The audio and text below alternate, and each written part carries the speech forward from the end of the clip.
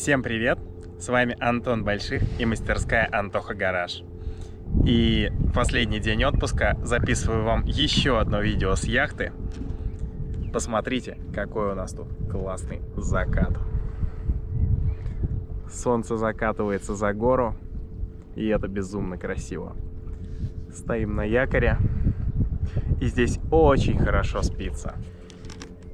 Сегодня я хочу поднять один очень обширный вопрос, который задается фантастически часто.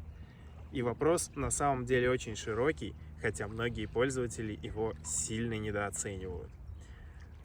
Стандартный телефонный звонок и вопрос: сколько стоит ТО? Или еще вот такое мне очень нравится: можно к вам записаться на ТО? Я говорю: а что вам нужно конкретно делать? ТО — это же ведь понятие растяжимое. Ну, мне масло поменять и посмотреть мопед в целом. Я говорю: а какой у него пробег, какая история обслуживания?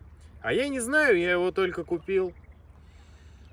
И тут ты начинаешь объяснять клиенту, насколько, с чем он может столкнуться, насколько может растянуться вся эта диагностика, насколько может растянуться этот ремонт, и почему ты не можешь его записать из-за того, что 99% случаев это не просто масло поменять, а довольно серьезное погружение в аппарат, осмотр его полный и так далее, и так далее. Там, и, как правило, вскрывается какой-то ремонт. Совершенно стандартная ситуация. Что такое ТО? ТО — это техническое обслуживание. Это не масло поменять, как мыслят многие клиенты. Это же ведь на самом деле так. Это как минимум масла, там может быть несколько масел, может быть одно в зависимости от истории. Это фильтры, фильтр трансмиссии, фильтр воздушный двигателя. Это вот тот самый, на котором экономят все время многие.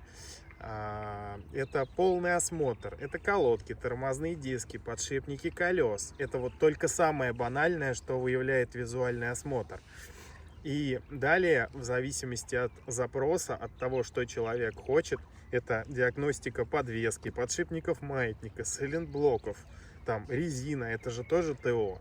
И, в общем-то, на самом деле, в конечном итоге мы приходим к тому, что по-хорошему делать мотоцикл нужно нормально, сразу ездить сразу, на сделанном живом мотоцикле.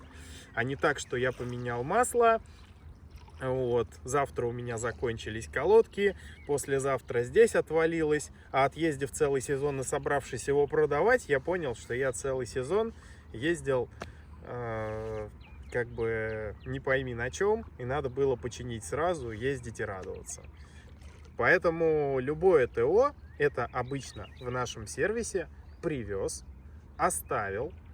Если ты не знаешь истории и у тебя там пробег достаточно значительный, если мы, допустим, о какой-нибудь 650-ке говорим, то это разбор всего пластика, диагностика шестеренок, диагностика там, кто куда лазил, кто куда не лазил и так далее. То есть с 400-кой это всегда диагностика трансмиссии. С BMW это, как правило, если это карданный мотоцикл, то это практически всегда со свежекупленным мотоциклом это обслуживание карданного вала. Иногда оно заканчивается заменой крестовин, иногда оно заканчивается заменой пыльников. То есть эти запчасти не всегда есть в наличии. То есть мы стараемся, чтобы они были, или стараемся, чтобы их можно было легко достать, но они не всегда есть.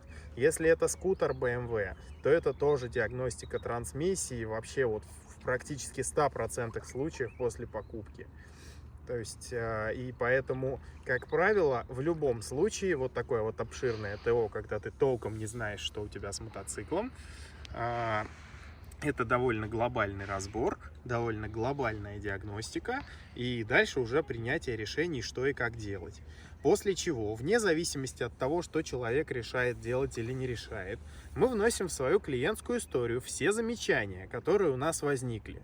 Если мы все делаем или что-то не делаем, то есть мы ведем полный учет всех работ, и начиная вот с этого момента, с вот этой вот полной диагностики, по нашей истории можно полностью отследить историю.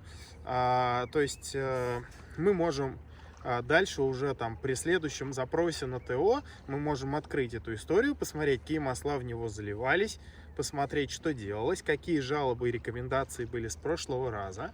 И, соответственно, на этом основании мы можем уже удаленно составить хоть какой-то приблизительный список работ, которые делать нужно.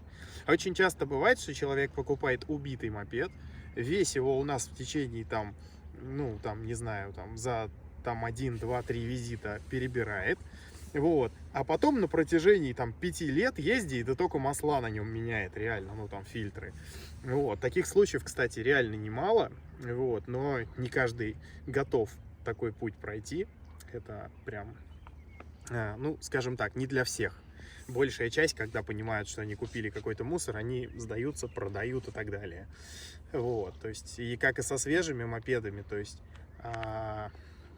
как бы если народ покупает свежий живой мопед и следит за ним изначально, то, как правило, он не делает ничего глобального, но тем не менее, здесь вылезла какая-то мелочь, надо ее устранить, иначе, как бы, если ты здесь забил, здесь забил, здесь забил, потом эти мелочи, они все как снежный ком скатываются, и дальше с этим бороться, это уже примерно как ремонтировать старый автомобиль премиум-класса.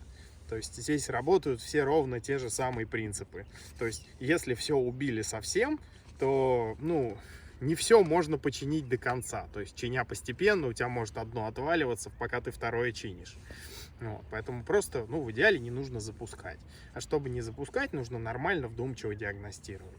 То есть вот этот безответственный подход к ТО, что я купил, поменял масло, там, ездил и больше никуда не смотрел, вот он именно и рождает убитую технику на рынке. Вот. Ну, еще иногда рукожопие. Вот. Ну, иногда.